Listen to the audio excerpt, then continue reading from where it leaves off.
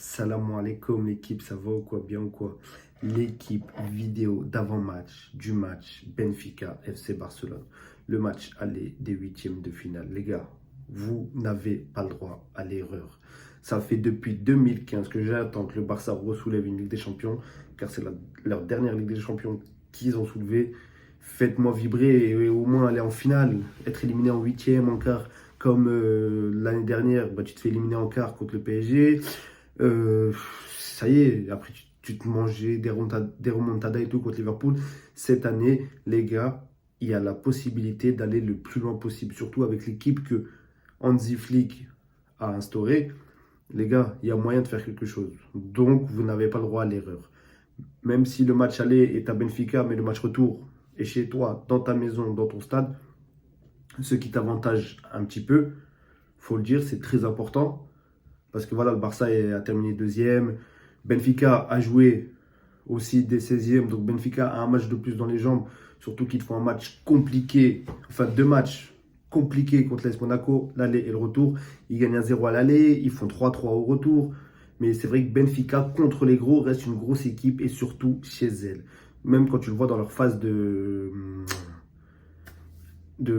niveau là, des éliminations, là, classement, là, je ne sais pas comment ils appellent ça.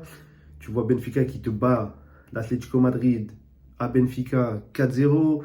Tu as un Benfica qui va gagner à la Juve 2-0. Mais derrière ça, tu as un Benfica qui perd 3-1 contre Feyenoord à Benfica. Donc voilà, même si Benfica contre le Barça, c'est une équipe qui est compliquée. On l'a vu déjà dans les matchs là, de qualification. Tu gagnes 5-4, mais dans la douleur, dans la souffrance. 2021-2022, je crois, c'était la saison 2021-2022. Tu fais 0-0 chez toi, tu perds 3-0 chez eux en phase de groupe. Et il ne faut pas oublier tout ça. Donc Benfica, contre toi, est une équipe dure à jouer, surtout quand tu vois que Benfica, dans le match des qualifications, ils t'ont posé d'énormes problèmes avec Pavlidis, qui te met un triplé, Carreras, qui t'a mangé, Jules Koundé, voilà, qui était moins bien dans ce match-là. Des erreurs de Chesney avec le penalty sur l'autre, là, Akloglou, là, le Turc. Excusez-moi, j'ai totalement du mal à dire son prénom.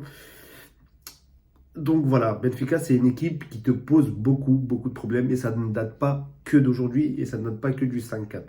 Benfica, c'est une équipe qui t'a posé beaucoup de problèmes auparavant. Je crois que tu as gagné en confrontation directe. Je crois que le Barça a gagné que 2 fois, je crois. Benfica en a gagné 4 et un ou deux matchs nuls. Bref, je ne sais plus trop. Mais les gars, l'erreur est interdite dans ce match-là.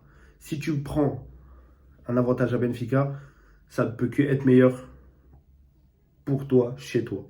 Donc là, il faut aller chercher des buts, il faut aller marquer. Même si, comme je le disais, Benfica, c'est une équipe qui est bien compacte. On l'a vu au match des qualifs. C'est une équipe qui est bien regroupée. Parce que tu l'as vu, tu essayes de contourner le bloc, mais c'est assez difficile. Il y a eu beaucoup. Le plus d'échanges, c'était entre Baldé, euh, Araujo et Koubarsi et Koundé. C'est les défenseurs qui essayaient de faire tourner ce bloc-là. Et après, tu avais Benfica avec Carreras, qui lui partait. C'est un joueur qui est très rapide, qui a fait beaucoup de mal à Koundé.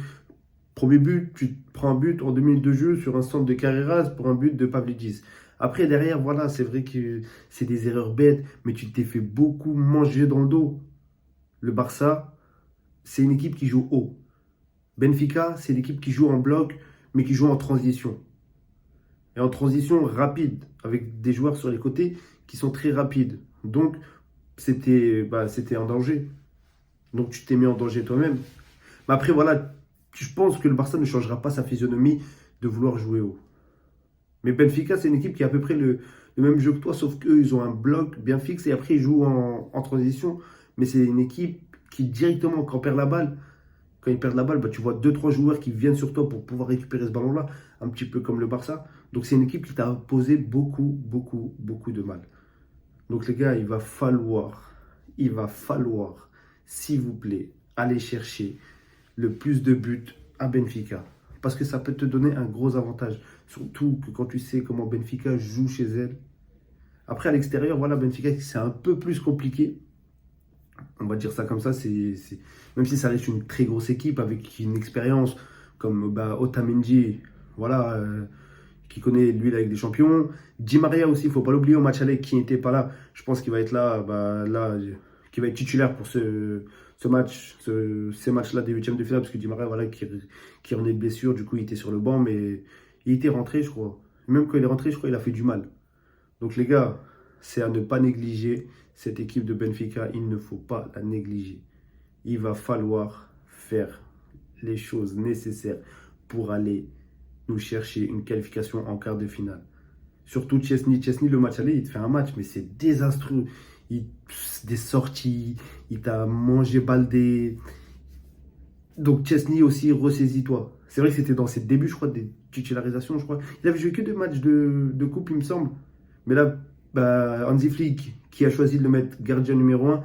Donc Chesney, c'est à toi de nous prouver que tu as les capacités de pouvoir jouer gardien numéro 1. Donc s'il te plaît, montre-nous, ne fais pas les mêmes erreurs qu'au match aller. Surtout que, comme je le disais, Benfica a 2 matchs de plus que toi. Donc les gars, c'est à prendre en compte. Et le match retour se joue à la maison en espérant que cette équipe du Barça fera quelque chose et ira le plus loin possible en Ligue des Champions. Ce que je souhaite, ça fait des années, les gars, que j'attends ça. Ça fait des années, des années. Les gars, il y en a marre d'être éliminé.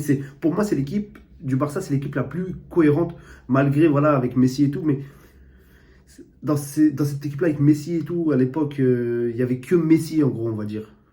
Et en plus, c'était un petit peu vers la fin et tout, même quand tu es éliminé contre Liverpool et tout.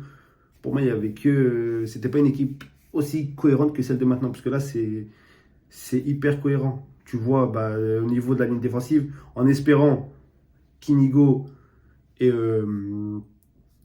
Cubarsí soient alignés, avec un milieu de terrain, voilà, pour moi, hein, Casado, Pedri, et devant, j'espère, Olmo.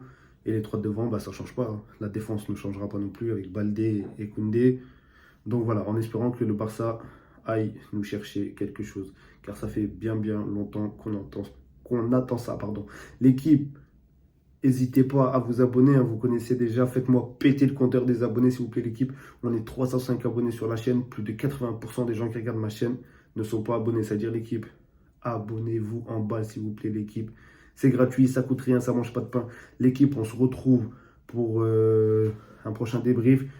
Je crois, il y a la coupe là qui se joue là entre aujourd'hui et demain, je crois. Donc les gars, on se retrouve pour une prochaine vidéo. Allez, salam alaikum l'équipe.